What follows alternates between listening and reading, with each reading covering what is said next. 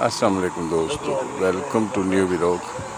अज बाकायदा इफ्तिताह है दी wonderful yoga club नूरकोट का और शकरगढ़ों भी सारे दोस्त आए हैं और माहौल सुबह सुबह बहुत ही खूबसूरत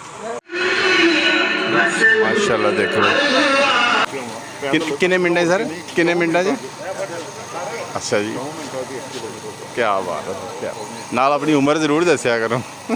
62 साल है, क्या बात है, क्या 62 साल की उम्र के खान साहब 4 मिनट 1 किलोमीटर करके आते हैं और अज भी करके आए हैं।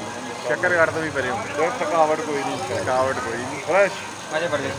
अजे वर्जिश करनी है, नाल कोई नहीं आता, देखते रहो सारे जिधर को साडा साथी बनेगा पता तो उधर लगना जाके थक जाते हैं।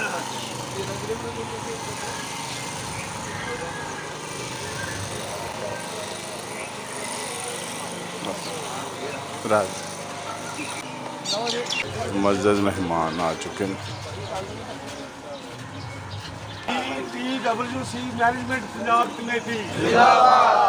कुछ बच्चे क्रिकेट भी खेल रहे हैं। हाँ हाँ, ऐसे बहाने होगी खिताब, नहीं तो पता नहीं की बनना है।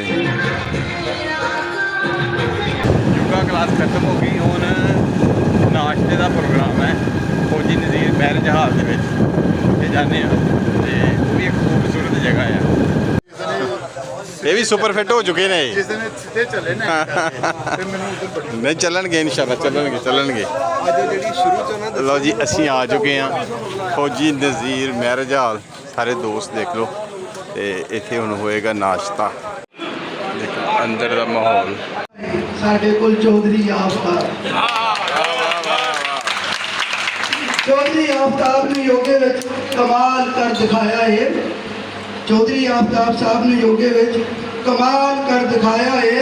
शकरगढ़ तो बाद नूरकोट भी न्यू चैप्टर बनाया है। तो दोस्तों असी खाना खा के आ गए। इन्हां दा योगे दी दुनिया विच तो दोस्तों असी खाना खा के आ गए। गैदरिंग सी वो बहुत खूबसूरत, लोग दूरों दूरों आए सी, लाहौरों भी स्पैशल लोग आए।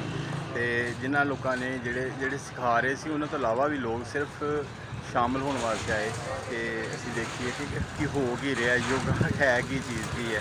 तो उन्होंने मिलना उत्थे आना एक खुशगवार चीज़ थी, बड़ा मज़ा आया, बहुत अच्छा लगा। तो नैक्सट इंशाल्लाह जी एक्टिविटी होएगी साडी योगा क्लब की, वो भी तुहानूं जरूर शेयर करांगे।